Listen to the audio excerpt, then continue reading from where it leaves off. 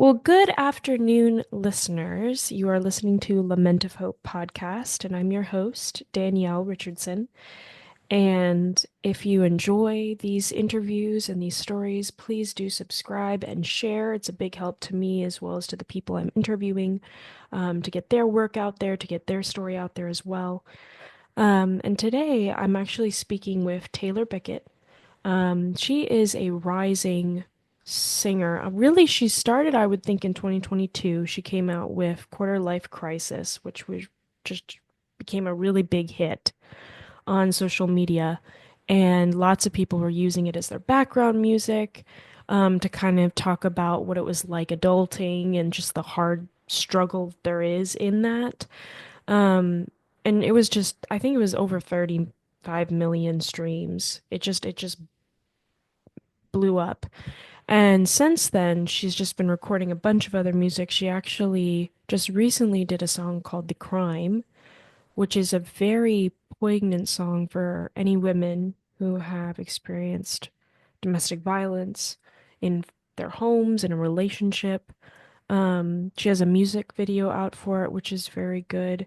It's a hard song to listen to. I was actually just telling her this before, especially if you've experienced it, because everything's very visceral, the words that she's using. And just I think it's just a really original take on domestic violence and the way she sings a song, because obviously a lot has been written on that, but it's very unique.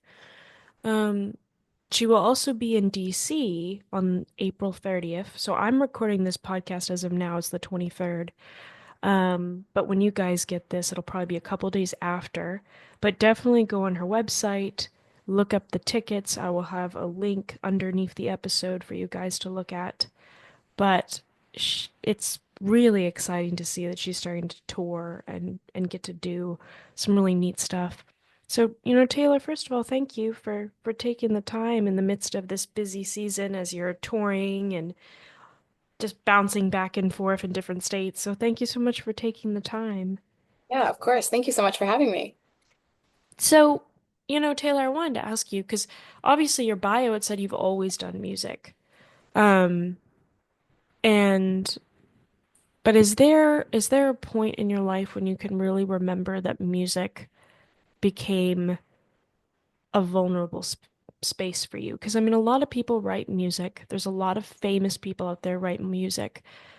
And I'm not putting it down or anything, but there are a lot of songs that are not very vulnerable. Like they're really good bops, so we all really Yeah. enjoy them. Um, but something vulnerable and that actually happened or something you've experienced and that's raw and that people can relate to. I'm finding it's more independent singers that are starting to take that over.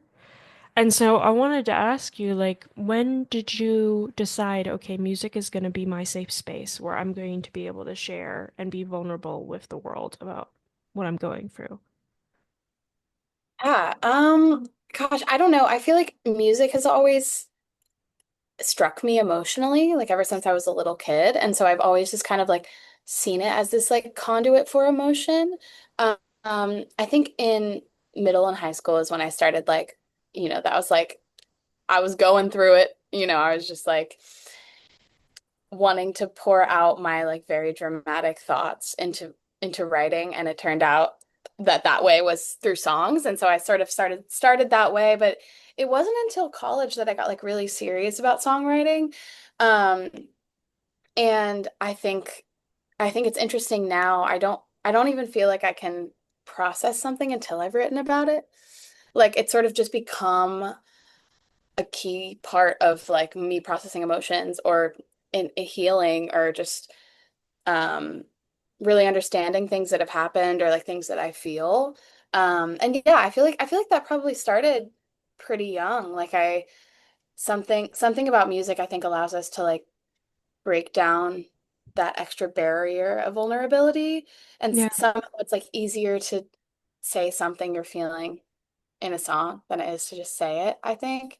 Um, and and it's easier to reach other people too, because like their barriers broken down so they can take it in and they can relate to you without, like if I just took all the lyrics of my songs and just like said them, people would be like, "Oh, are you just like trauma dumping on me right now? Like what's going on?" It's like you're making it into art so that it like it can actually like impact other people. Um yeah, I don't know. I feel like it's kind of always been a way of processing for me. Were you scared to do it? Because I would think, I mean, I struggle with this even just with the podcast. Like, there's so many people out there that I feel like, you compare yourself to really quickly and you go, well, I could sound like that, or I could do that, or I could make this better. And it's just so competitive sometimes that I think it's just overwhelming. And I just even sometimes just want to close my computer and be like, whatever, why am I even Yeah. doing this? Um, like for you, how do you work with comparison and how do you um kind of just stay the course and go, this is what I want to do, this is what I want to write about, and I'm not going to deviate just based on what other people are doing or how many followers they have, whatever it is. Yeah. I mean, it's so hard. Like it comparison, especially in the music industry, it basically like sets you up to compare yourself. Yeah. But I feel like you were saying about like writing these like really introspective, like honest songs, like that takes it for me, knowing like nobody else has my unique perspective and no one else has gone through the things I do. So it's like if I don't write about them, no one will because they don't exist outside of me. So it's kind of like almost like a necessity. Like I keep creating because I have to, and if no one finds it, fine. Um, but yeah, it's like I feel like when the more like vulnerable and intimate I get with my music, it seems that people connect with it more. Yeah. So it feels like something I'm meant to do. And that's kind of like what keeps me going and like trying to block out the comparison is just being like, well, no one can write the exact same song as you. No one's been through this. No one has your unique perspective or says things in the same way. And so like if I was trying to write like really vague, specific music so it could reach anyone and everyone could relate to it, probably no one would relate to it because they would just find it boring. And like, you want they don't they can like AI generate that at this point. Like you need a real person's perspective. So I just try to remember that, but it's really hard. Especially like being in your 20s and you feel like I'm 25 and so I wrote my song Quarter Life Crisis when I was 23 and I like thought I knew what a quarter life crisis was and now it's only gotten worse and so I'm like, oh, you've got all these pressures of like the age you're supposed to have it all figured out by. Or like, I'm Googling like how old was Billie Eilish when she won her first Grammy, all these things. And it's like, oh my God, like these were teenagers. Like I'm 10 years ahead of them and like what have I done? Like you kind of have to block that out too, because everyone grows at such different speeds and like your journey is what's important to your songwriting. So the comparison is like it's kind of irrelevant, but no, I don't know. It's hard. No, yeah. No, I agree with you. I was gonna say when you say that the quarter life crisis, because that song it was very relatable. I mean, and I'm 25 too, so like I was listening to it and I was still going, yep, yep, yep, yep, yep. Because for me, it's like I am married, but I don't have kids. Lots of my Yeah. friends have kids. I'm not, and they're at 25. They're even younger than 25. They have kids and I don't have kids. Or I see friends making a lot of money at their jobs and I make enough, but it's not like I've got a ton to go on vacations or like travel the world or get to see all this stuff. And so I'm always going, wait, like, am my husband, my husband and I, John, are we like at the right stage that we're supposed to be at? Like, what are we supposed to be doing? Are we behind? And a lot of times I do feel behind. Like, even I've been in trauma counseling now for, oh, I don't know, like 8 years maybe. And I'm like, why am I not completely good? Like, why am I not like done with this memory or this whatever? And like every new layer you have to do, and it's frustrating. And um, when you're saying that there's this huge, you're seeing it get worse, what is it exactly? Is it the fact that what did you think your 25 would look like? that it's not looking like to you? I don't know. I think it's like when you're a kid, 25 seems so old. And so you're like, Yeah. I'm gonna be like selling out this world tour and I'm gonna be, doing this and that and I'm gonna have three albums out and all these things. And um yeah, I'll be at the Grammys. You just like and you see these like, I don't know, there's like a lot of child stars, which with that comes like an insane amount of pressure and trauma. And so I can't imagine that would have been good for me as a person. But it's like you see that and you're like, oh my gosh, they've done so much by their age or by 25, whatever. Like I want to have done that too. So like that just like keeps getting worse as I get older, I think. But in other ways, I feel I'm just like so much healthier and more secure in myself. Like there's so many great things. Like in the past 2 years since I wrote Quarter Life Crisis, like I've grown so much as a person. I think I'm so much more mature and like I just I have a more stable existence, but I still have that like gnawing feeling of like you're not achieving enough. Like we live in a very individualistic, like achievement oriented society. And so it's like we I think so many people, even if they're not in music, whatever you're in, like have that push of like, what can I achieve by how young? I need to be like a what's it called? Like a prodigy, like Yeah. you actually don't.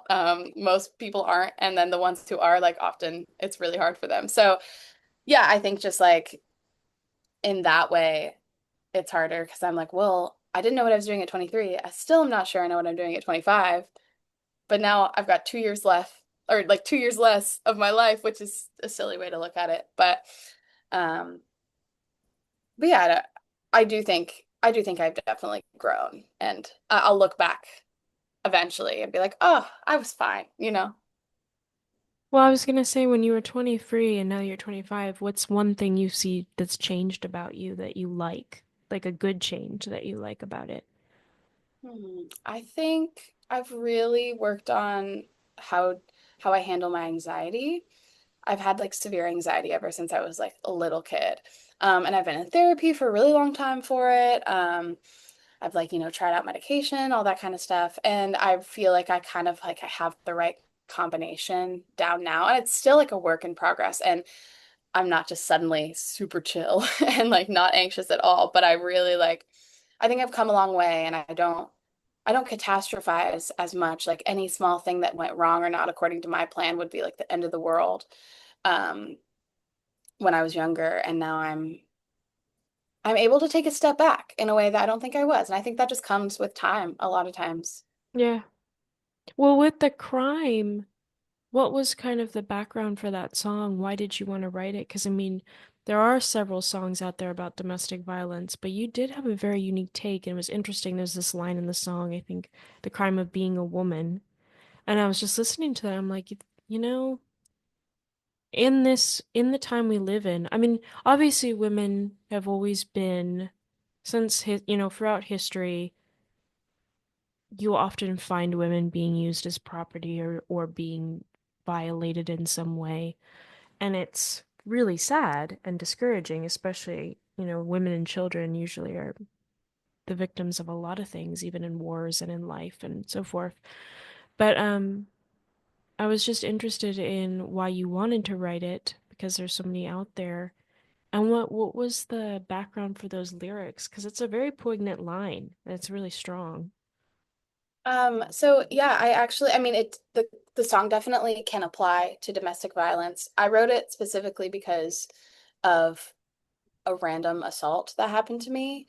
So I didn't know the person, but I was on a walk near my house in Nashville, at like a block from home, which as I mentioned in the lyrics. But I was walking and a guy pulled up in a car and started, catcalling me, try to get my attention, and I did what I normally do, which is just ignore it and walk. Yeah. And like 99.9% of the time they drive away. And so I was like, I'm gonna turn the corner. He'll keep driving straight. It'll be fine. He, before I really knew what was happening, I like heard something behind me and I turned around and he was speeding up towards me and hit me with his car. Um, and I was okay. I didn't have any like serious injuries at all. Like I was pretty bruised up down my side, but I didn't even like fall completely over. Like it could have been so much worse, but it wasn't. But the fear and the trauma of it, like that was terrifying. Because it just like I thought in that moment I was about to be murdered, or worse. I think I like once I like kind of gained my bearings and realized like I think I like made eye contact with him and like just felt this like horrible like feeling in my gut and I just like took off running. Um, because I knew that I needed to get away from that situation. Um, and I ended up calling the police and they were like, I don't think I had really understood how serious it was. Like I was so just in shock of it all and trying not to make a big deal because I was fine. I wasn't seriously hurt. And so I felt like, oh, it's fine. I mean, I'm fine. Nothing happened. But it didn't like hit me until later. And so I was talking to one of the officers and he was like, hey, do you know that this is aggravated assault with a deadly weapon? This is like a very serious crime. Like this is a really bad thing that happened to you. And I was like, Hmm. oh, like, yeah, it actually is. But I just like I was in like fear mode at that moment, or like adrenaline mode.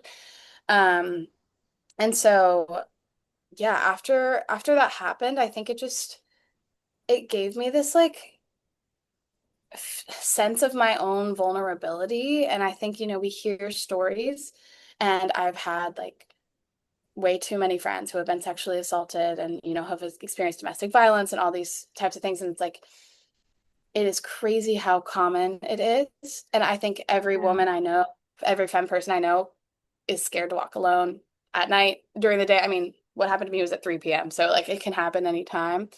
Um, but yeah, it made me realize that there are people out there who really believe that you belong to them. And if you don't give them what they want, they will be violent.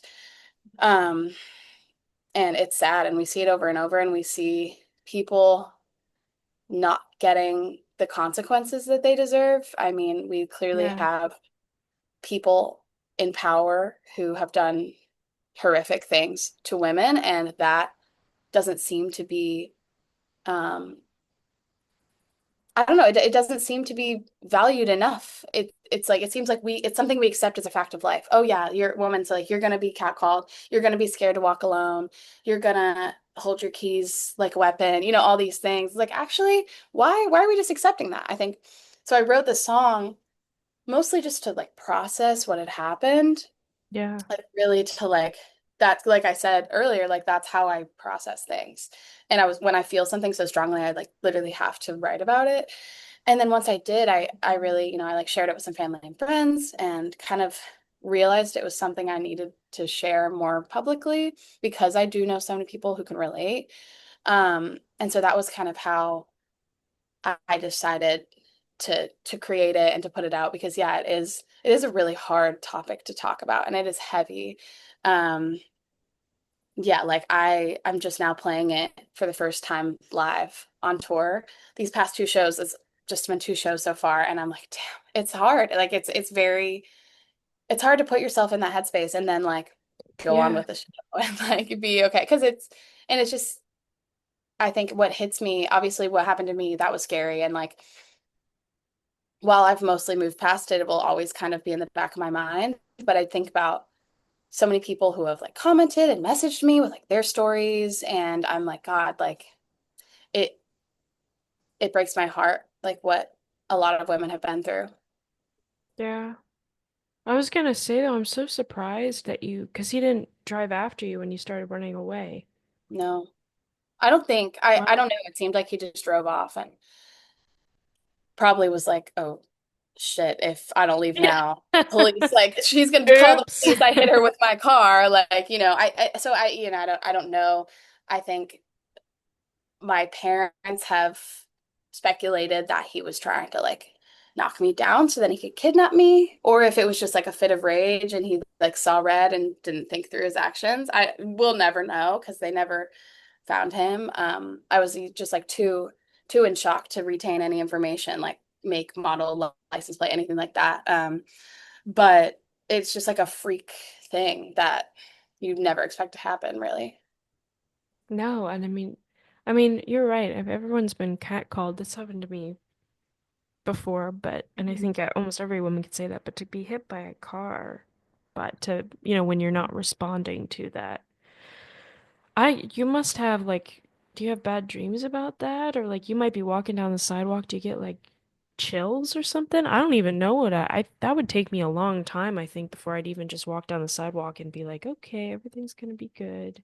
You Yeah, know? I think I compartmentalize in a way where it's like, oh, I'm fine. It happened. I processed it. But then I get put in a situation where I have that fear again. And I'm like right back to that moment. Just yesterday, there's a guy, like a solicitor, came to the door of where I'm staying. And, I like realized that he was selling something. I was like, oh, sorry, like not interested. Close the door. He starts yelling at me through the door.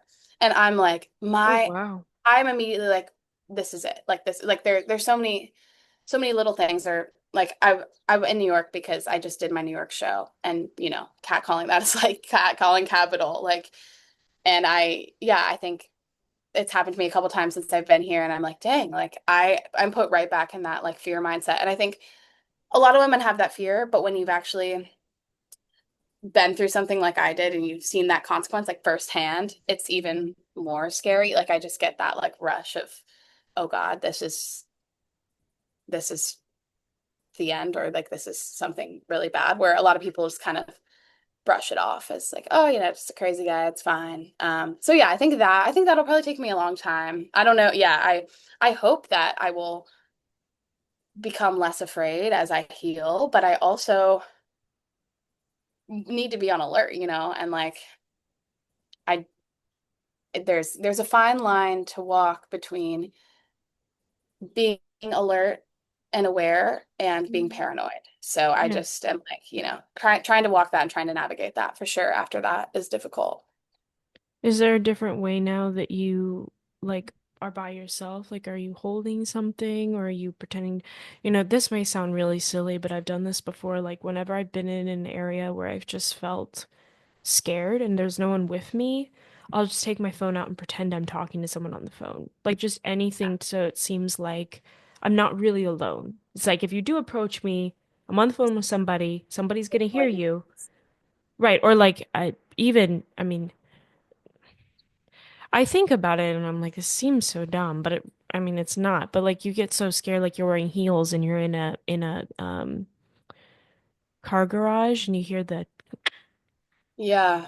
oh, and I just get like, I'm like, ah, and you like hurry to Oh, your car because you're like, what am I gonna do? And then yeah. I every time I get into my car, I like lock it right away because I'm just like.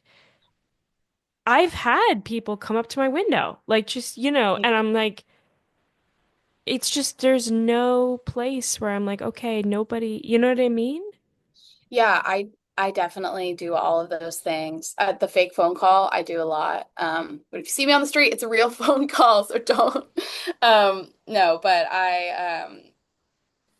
yeah, I do the fake phone call. I have like I have a pepper spray that I keep with me. It's like on my keys, so I have that all the time. And I think I'm just like really conscious of being alone. Um, Even during the day, I mean, I definitely feel safer during the day being alone, but I try to avoid like areas that I'm are just like are a little bit more dangerous. Um, and yeah, and I think like too, like especially some place like New York where there's public transport. I'm like, after 9 p.m., you will not catch me on there, like Yeah. especially, I mean, if I'm alone, I'm splurging on the Uber because it's just like not worth it for my anxiety.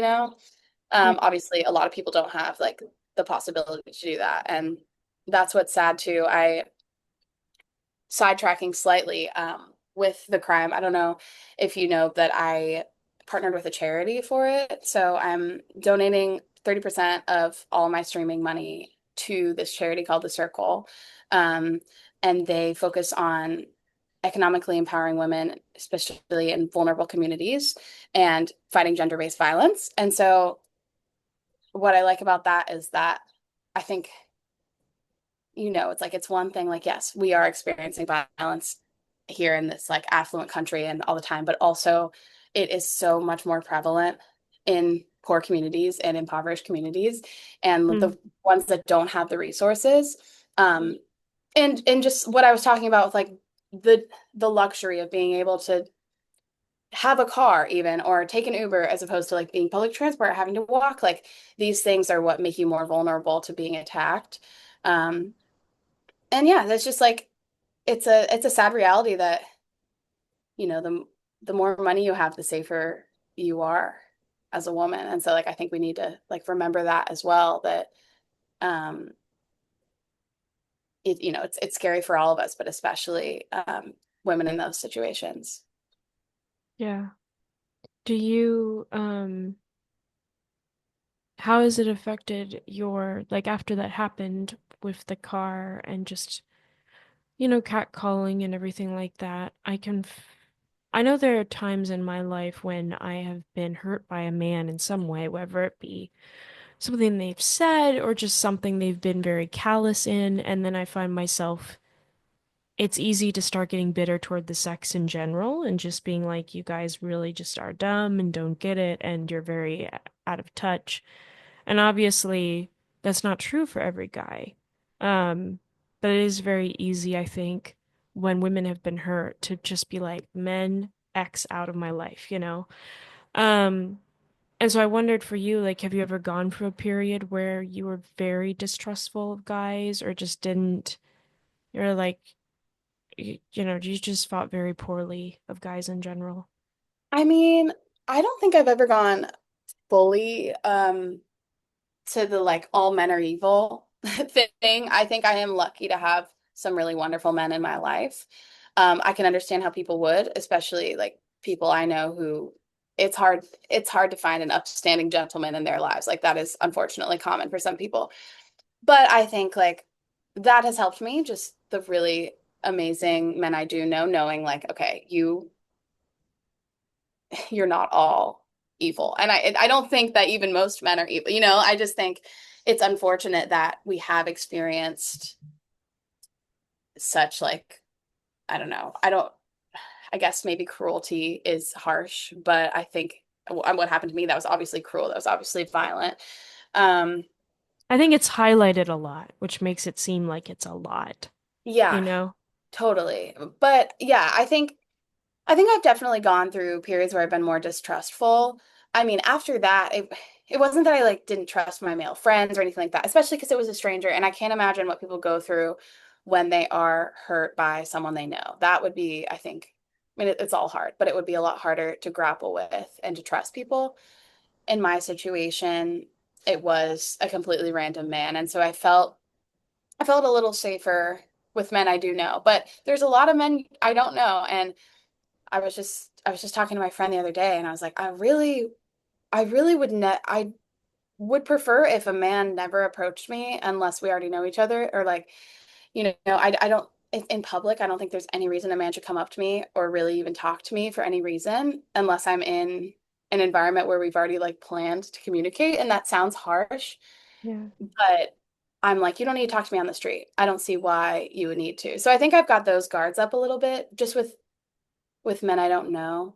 Um, but yeah, I don't, I'm not a misandrist or anything. And I think sometimes that like vehement, like I hate men mindset can almost hurt the movement, I guess, in a little bit, because it's like that's not what feminism is. That's not what like fighting for equal rights is. Like that's people who have rightfully like been burned, been wronged.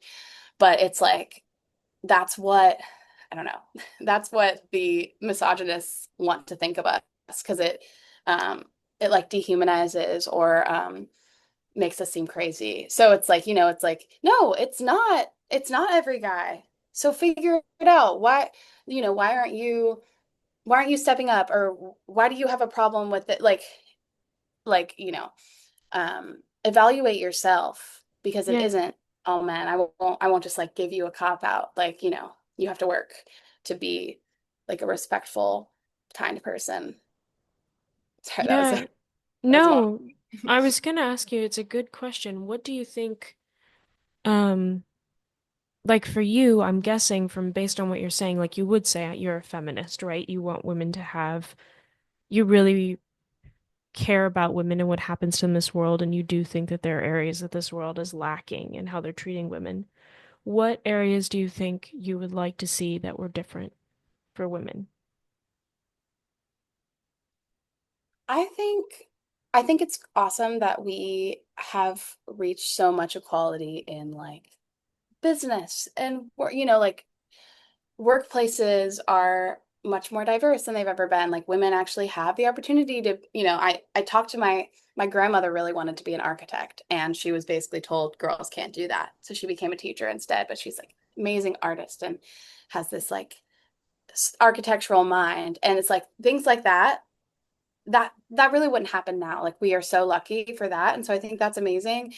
I think it's more of like the internal or it's like these like systemic biases or these internal biases we have or like the internalized misogyny where it's like um we need to change. We've made so much progress in inclusion. I mean, still not enough. And when I speak about the music industry specifically, I think there's, and I'm probably not getting it right, but there's a statistic like 1 or 2% of like producers and engineers who have produced like hit songs are women. And so it's like clearly there are spaces where women like need to be given more opportunities because it's not like they're not talented. And I worked with a female producer and an engineer for the crime because I just like was really hoping to work with as many women on the project as possible. And it's like they are just as talented as the men I've worked with. So like why aren't they getting the same opportunities? So there are things like that for sure. But I think it's a mindset for everyone of this like it's not we don't need to be opposing. I think we don't we don't need to be it's not men versus women. It's like we're all people. So like why can't we all have the same opportunities? I mean, I think also when you think about like diet culture and beauty standards, I think a lot of it is Yeah. rooted in misogyny, like being small and thin and weak and childlike. Like why are those things prioritized? And women often are the ones perpetuating that. And it's like these beauty industry. It's not like they're run by all these evil men who want to control women. Like women are complicit in that, and it's Yeah. hard not to be affected. It's so ingrained. I think the beauty standards thing is a big thing that we don't realize Oh is yeah. affecting us so negatively. Well, I want to get your thoughts on this. I think for me, one thing I've noticed being a woman is just the stereotypes. Like, for instance, I just recently made a friend, very sweet girl. She's very feminine. Like if you looked at her, right, long hair, very nice outfits. But she plays so many sports, like just so many, and she loves them. Like she's just so good at it. And I remember her telling me this, and my first reaction was, "What?" Because, usually that doesn't go together, right? It's the girl with the really short hair who barely has any, curves, nothing going on, the very thin, stocky girl who's the one playing soccer. Not the other way around. And even I've realized for myself, like, if I see a girl who loves hiking, but at the same time she really loves to dance, do swing dancing at the same time. Or for me, it's like I've really struggled with, I've met women who are like, I want to be a mom. I don't have any other ambition in life. I just want to be a mom. And I think that's amazing. But at the same time, I have always wanted to do what I love, like a passion, and then also have children. I've never thought, okay, I just want to have kids, no, nothing else. And I'm not saying just as in like one is better than the other, but just I think there also is this expectation. I was even talking to someone the other day that I was interviewing of she's in the music industry and it's like you either have kids or you do your career.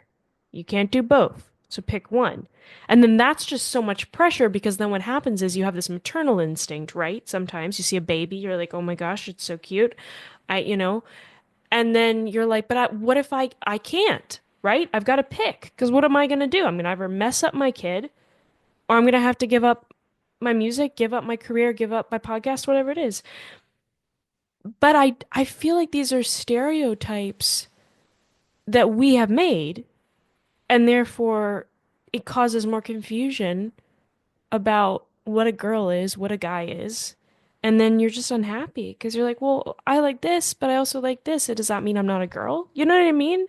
And so I wanted to ask you, like, for me, I think one of the most dangerous things for women, I really agree with you about the diet and the beauty. That has been something that I've struggled with a long time, is just never thinking I fit enough in either of those things.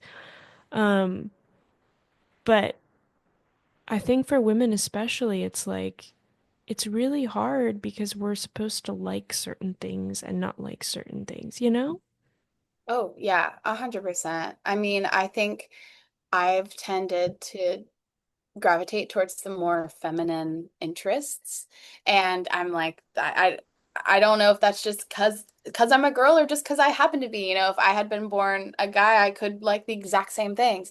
But yeah, and it's sad to see some of those interests like downplayed. I don't know, like these really female heavy careers are often like underpaid. So they talk about the wage gap, and it's like, well, it's not necessarily they get paid less for the same job, but it's like we don't value these female careers as much, and it goes back. There's so much in history, um, but yeah, I don't know. I think yeah, I think like I as a woman, especially as a musician, I struggle with that a lot. Of the how do I have a more normal life, have a family, and pursue my career, particularly as an artist. I think like in other ways you can get away with it more, but as an artist, it's like the touring and then Yeah.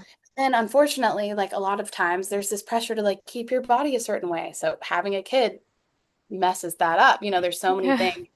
But it's like, but also that's a beautiful thing. And my mom speaks so much about what an incredible spiritual experience it was to have me and my sister. And like, that's something I want eventually. But the thought of having to choose is like paralyzing. And it's sad that like a lot of musicians feel that way because a lot of female musicians do. I think a lot of male musicians are able to do both. Like, it's just the sad fact of they can go on the road and just leave their wife with a kid. And that's just often less likely for women, which I don't think is fair. And I think, you if you have these dreams, then your partner should be able to support you in these ways that maybe aren't like traditional male roles or whatever gender you are. Like, be a partnership is collaboration and is figuring out what works for you. And I think, yeah, I think it's sad that women carry most of the domestic labor for sure. Yeah, I definitely agree with you about musicians. It's interesting because I was just talking to a mom the other day who is a musician, a violinist. She has 3 children, and she was saying, it's so hard to, because I have the mom guilt, right, when you leave your kids. But, her and her husband work so that she can work together so that she can do what she can, but it's also still limited, especially when kids are really young. So, and she said the music industry is just not kind to moms in general. It's very difficult. Um, but, I wanted to ask you, what is one characteristic about yourself you think that you've been insecure about because maybe it's not completely like the feminine idea? Well, I'm pretty tall. I'm like almost 10. Um, and I'm actually like the shortest one in my immediate family, so I've never felt like a giant. Like my mom's tall, my sister's tall, everybody. But yeah, I definitely felt insecure about it, especially as I was younger. Now I love it and I love to wear heels and I just embrace it. But like I used to get really insecure if I would like go out with my friends to like a bar in college or something, and I like wouldn't get talked to by guys or anything because it was like, and I perceived that as, oh well, I'm too tall because my 5'2" friends are like getting hit on left and right, and I'm no guy wants a girl who's taller than them, which is not true. Um, but I think a lot of guys have a really hard time with it, or even the guys that I've seen, it's like they've got this insecurity about it that they keep bringing it up, and it's reflective of them and their insecurity of like, oh, I'm not tall enough for her, but I feel it as like, oh, I'm too tall for you. So like I think that Yeah. has been something, especially like when I was younger, that I struggled with, but but I embrace it now. I do like to be tall, but yeah, it's sometimes hard to be a tall girl. I know you get shit on a little bit. Yeah, I mean, I'm kind of average, honestly. I was actually in the store the other day and someone said, "Do you need a tall person?" I was like, maybe I'm actually shorter than I think. Um, but I wanted to ask you too, do you think, because seeing your album, seeing your pictures, kind of seeing the way that you do music, you don't, and I mean, I could be wrong, so please tell me if I am, but from what I've seen, you don't focus on the sexualization of your body or how you're looking. You very much focus on the lyrics and the music. And um, I'd say even lighting in your pictures I find really distinct, but you don't focus on your body. You focus a lot on your face, and it's not a sexualized thing. And I find that so refreshing because so many women who do get big, even in music industries, it's a lot about their sexualization. They wear really, really tight dresses, and like you said, it's like, why are you doing that? Because I thought we don't want that. We don't want people to just define it that way. Do you think or worry that that might be something down the line you might have to compromise on, especially as you get more people following you, more music, hopefully, that you grow more? Do you think that might be something that might change? Um, I mean, I hope not. I feel like, I don't focus a lot on my body because I don't feel comfortable doing that, and I really don't want to be sexualized. I feel really uncomfortable when I am. I think that there are moments in which I can and have and will embrace, my sexuality and like want to showcase that side of me, but it's not my norm. Like I'm a sensitive, I'm an introspective person. I'm like, listen to what I'm saying. Like don't like ogle me. So um I think I hope that I can work with people in my career who understand that about me and can, allow me to be sexual when I want to and not when I don't. I have recently like gotten a full new team and it's mostly women. And I think that's been really helpful, like my manager, my agent, and they really understand that a lot more. And so I feel like I'm putting myself in a position to advocate for myself and be advocated for so that I don't fall into those traps of feeling like I have no control over my own body as an artist. I think that's also why I'm glad that I wasn't famous at 16. I can't imagine trying to say no to that kind of stuff or fight Yeah. back on a label telling you to like wear a bra and underwear when your mind is barely formed. So I hope that if and when those opportunities arise that, like I will have a good on my shoulders and like a supportive team who will like fight back for me in those situations. Yeah, no, I think that's very important, man. I think that's great too that you have a team like that, especially if most of them are women. Hopefully they can understand more. Um, but I just to wrap up, I wanted to ask them a question. What if you could pick a word that you think would describe, or even a song you've listened to that you haven't um sang personally that you think describes who you think you are, what would you pick? Hmm, that's interesting. Um,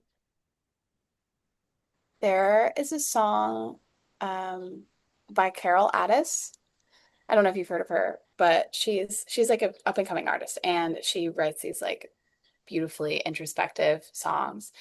And I mean, so many of her songs I could choose, but there's one in particular, I think at the stage of life I am in right now, called Late Start.